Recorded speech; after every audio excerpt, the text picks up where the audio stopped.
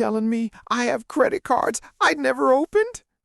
I could practically hear the scammer's patience snapping through the phone. He had called me expecting an easy target. Instead, I convinced him that he had just accidentally exposed the biggest identity theft disaster of my life.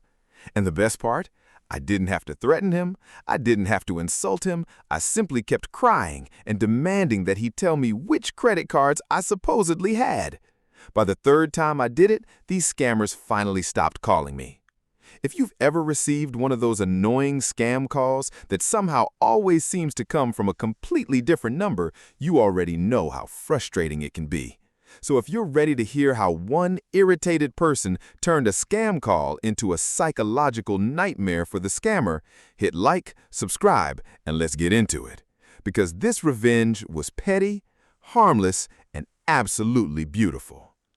It had gotten to the point where I dreaded answering my phone. Not because I was waiting for bad news, not because I was expecting an important call. It was because every few days, or sometimes several times in one day, my phone would light up with another unfamiliar number. Different area code, different number, same nonsense. I already knew what was waiting on the other end.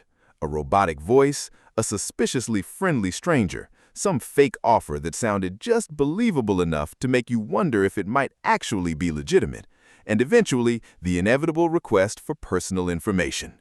Credit cards, bank details, social security information, whatever they thought they could squeeze out of you. I was sick of it. And one afternoon, my phone rang again. Unknown number. I stared at the screen for a second. Normally, I would have ignored it, but something in me just snapped. I answered. "Hello?" A cheerful voice immediately came through. "Hello. I'm calling because you're entitled to great rates on your credit cards." There it was, the script. I could almost picture the person sitting somewhere reading the same lines they'd probably read hundreds of times that day. And that's when an idea hit me. Instead of hanging up, what if I wasted their time? I suddenly became extremely excited. "Oh, really?" I put as much enthusiasm into my voice as I possibly could. The caller seemed pleased. "Yes, we may be able to help you lower your credit card interest rates and save you money." "Uh-huh." I practically sounded like I just won the lottery. "Wow, that's amazing." The scammer continued. I listened to the entire pitch, every single word, and every few seconds I'd jump in with another enthusiastic response. "Really? Wow! No way! I can't wait!" The caller probably thought they'd found the easiest customer of the day. I could almost imagine them mentally checking a box. Easy target. Finally, they reached the part I'd been waiting for. "So," I said excitedly, "how do we get started?" There was a tiny pause. Then the caller answered, "I just need to know which credit cards you have right now." I immediately changed my tone. "What? Which credit cards do you currently have?" My voice became confused. "Wait, what do you mean?" The caller repeated themselves. "You need to tell me which cards you have." I let a few seconds of silence pass. Then I asked, "There's already credit cards in my name?" The caller hesitated. "No, I'm asking which cards you currently have." But I was already committed. "What cards?" My voice rose. "When were they taken out?" The caller sounded confused. "What? How much is on them?" "Sir, you need to tell me which credit cards you have." And that was my cue. I panicked. At least I pretended to. "What do you mean?" My voice started shaking. "I don't have any." The caller tried to interrupt, but I wouldn't let them. "You made me believe you were giving me a credit card." "No, that's not. But now you're saying there are already cards in my name." I sounded horrified. "I've been scammed." The caller went quiet. "Someone stole my identity." Suddenly, the confident salesman wasn't so confident anymore.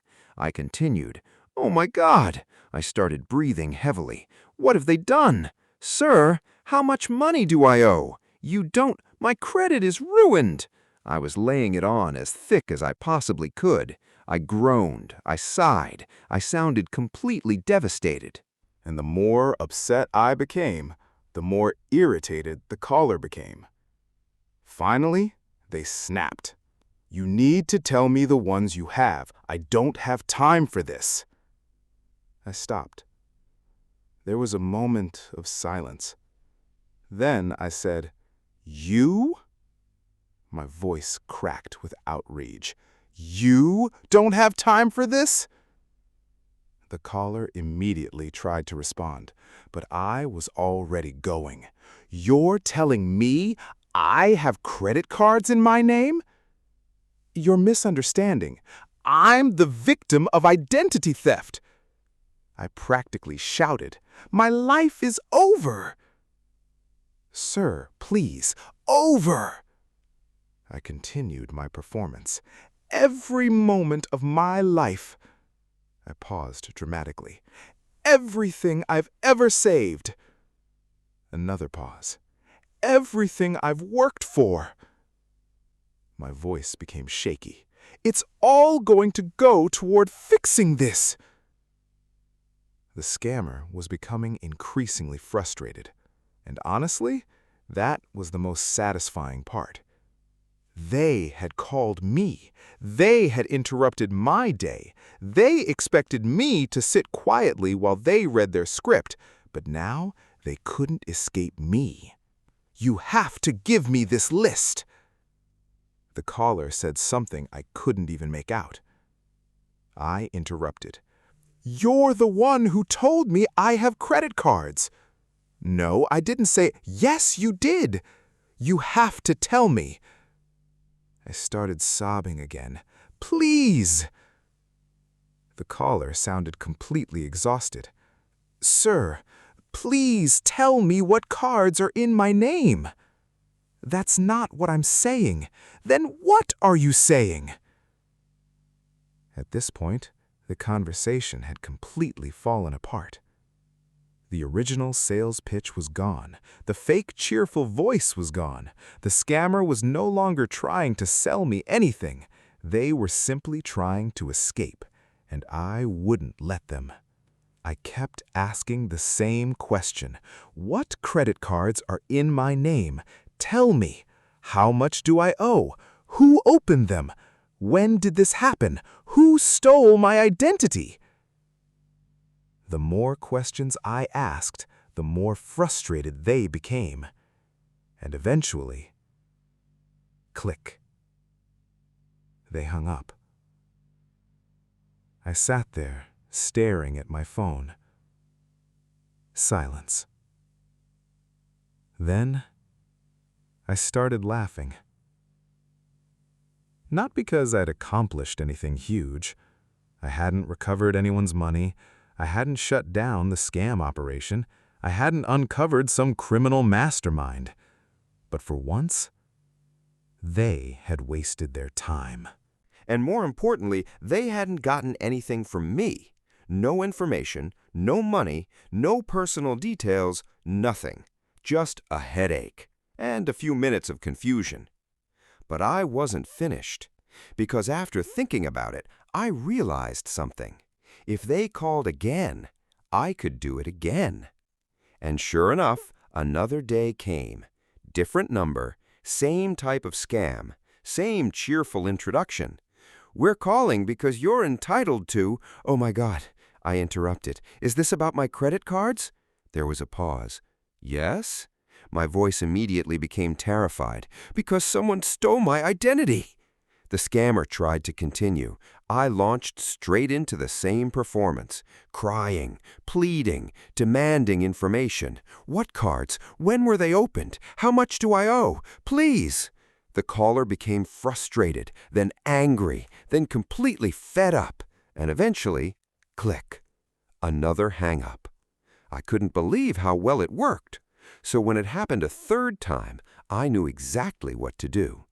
The moment they started asking questions, I transformed into the most terrified identity theft victim they'd ever encountered. I demanded information they couldn't possibly give me. I asked questions that had nothing to do with their script. And every time they tried to redirect the conversation, I dragged them straight back into the imaginary disaster. "You told me there were cards." "No, I didn't." "You did." I need to know which cards you have. Why would I know? You're the one who called me. The caller was practically losing their mind. And then they hung up. Again. That was the last time I got that particular type of scam call. Not just that day, not just that week. It seemed like the calls simply stopped. Other people in my household still received similar calls, but somehow my phone became strangely quiet. And every time an unknown number appeared afterward, I'd look at it and think, I wonder if it's them. But no, nothing. And honestly, I like to imagine that somewhere in a scam call center, there's a note beside my number saying, "Do not call." Maybe I'm giving myself too much credit. Maybe they simply moved on. But I'd like to believe I became known as the person who could turn a 10-minute scam pitch into a 20-minute emotional crisis. And the funniest part? I never gave them anything. No credit card number, no bank information, no password, no personal details, nothing. They called me hoping to take advantage of me. Instead, I turned their own script against them. The real revenge wasn't making the scammer angry. It wasn't hearing them lose their patience. It wasn't even the satisfaction of making them hang up. The best part was knowing that for those few minutes, they weren't talking to another potential victim. They weren't bothering someone who might actually fall for the scam. They were stuck talking to me, a person who had absolutely no intention of giving them anything. And every second they spent trying to convince me was a second they weren't spending on somebody else. That's what made it satisfying. They wanted control. They wanted me nervous. They wanted me to believe that I needed them. Instead, I made them desperate to end the conversation. Sometimes revenge doesn't have to be dramatic. You don't need to ruin someone's life. Sometimes the sweetest form of payback is simply taking the power away from someone who thought they had it. The scammer wanted my time, my information, and potentially my money. Instead, I gave them confusion, fake tears, and 3 extremely frustrating phone calls. Fair trade, if you ask me. So, if you've ever received one of these scam calls, tell me in the comments, what's the funniest or strangest thing you've ever done to waste a scammer's time?